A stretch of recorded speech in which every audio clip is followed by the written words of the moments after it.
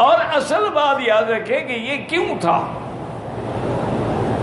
ورنہ تو قریش کے 1000 کی کیا بات ہے، ایک فرشتہ بھی کافی تھا۔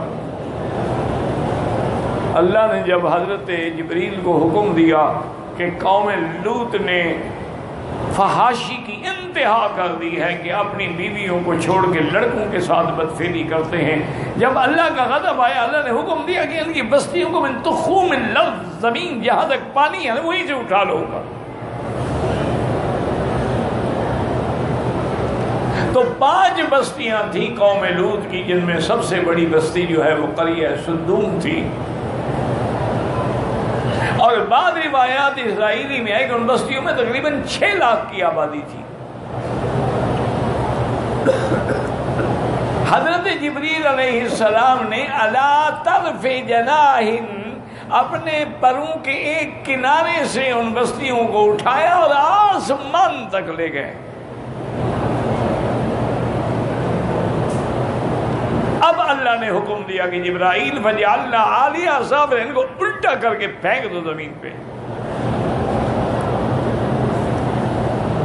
اب خود اندازہ کریں کہ پوری بستی کو، پوری قوم کو آسمانوں تک لے جاؤ، اوندا گرا دو تو کیا بچے گا؟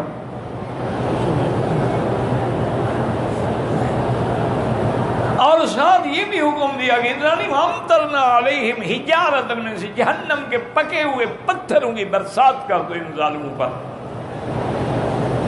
علماء نے لکھا کہ اللہ نے ان کو وہی سزا دی جو ان کا عمل تھا، جیسے وہ لڑکوں کو الٹا کر کے بدفعلی کرتے تھے، اللہ نے ان کو بھی اوندا کر کے زمین پہ مارا۔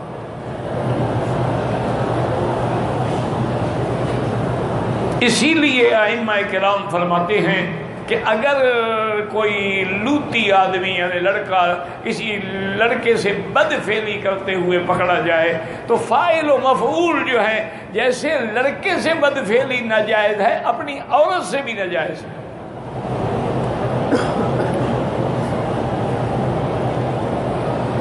تو ان کے لیے امام شافعی رحمۃ اللہ علیہ اور باقی ائمہ فرماتے ہیں کہ فقتل القاتل الفاعل والمفعول دونوں کو سزائے موت دی جائے۔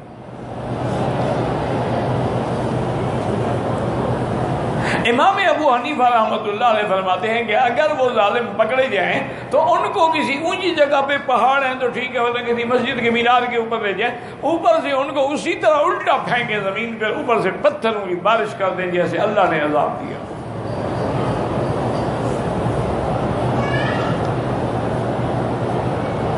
انا للہ و انا الیہ راجعون۔ اور یہ سب سے پہلی بیماری جو ہے وہ قوم لوط میں تھی، اور نعوذ باللہ ثم نعوذ باللہ ثم نعوذ باللہ حضور کی امت میں بھی یہ عذاب اور یہ وبا اور یہ بلا پھیل چکے۔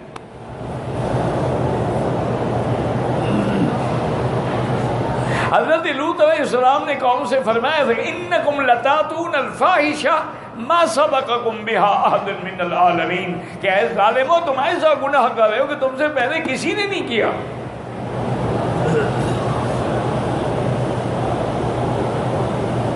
اور حضور کی امت میں علیہ الصلاۃ والتسلیم یہ بیماری آج کل اتنا عام ہے کہ آپ سوچ بھی نہیں سکتے۔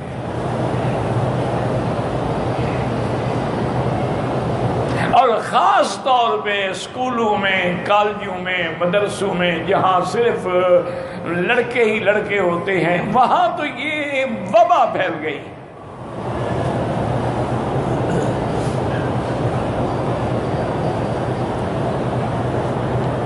اور اس وبا کو بڑھانے میں بھی شیعہ کا ہاتھ ہے کہ انہوں نے اپنی کتابوں میں لکھا ہے کہ آدمی اپنی بیوی کو الٹے راستے سے بھی استعمال کر سکتا ہے۔ کہ یہ کیا مسئلہ ہے کہ اگلا حصہ تو نکاح میں ہے، پچھلا حصہ نہیں ہے۔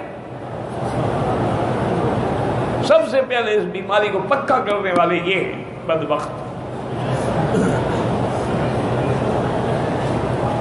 اور انہوں نے نعوذ باللہ ثم نعوذ باللہ قرآن میں تحریف کر ڈالی ہے کہ فاتو حرثکم انا شئتم، کہ تمہاری کھیتی ہے، اس کو جس طرح چاہو استعمال کرو۔ حالانکہ یاد رکھیں کہ انا شئتم کا معنی یہ نہیں ہے نعوذ باللہ نعوذ باللہ. وہ تو حضور نے فرمایا من اتی امرأۃ فی دبرہا، جو آدمی اپنی بیوی کو الٹے راستے سے استعمال کرتا ہے اس پہ اللہ کی بھی لعنت ہے، ملائکہ کی بھی لعنت ہے، اللہ کی ساری مخلوق کی بھی لعنت. اور دوسرا قرآن کہتا ہے فاتو حرثکم، کھیتی، کھیتی یعنی جہاں سے پیداوار ہو. تو بچہ کہاں سے پیدا ہوتا ہے؟ انا شئتم کا معنی تو صرف یہ تھا کہ بھی اگر کوئی آدمی مثلا لیٹا ہوا ہے، کھڑے ہوئے، بیٹھے ہوئے، تو وہ ہر حالت جائز ہے. لیکن حضور نے وضاحت کی فی سمام واحد، حدیث کے لفظ ہیں کہ بھئی سوراخ صرف وہی استعمال کرو جہاں سے بچہ پیدا ہوتا ہے.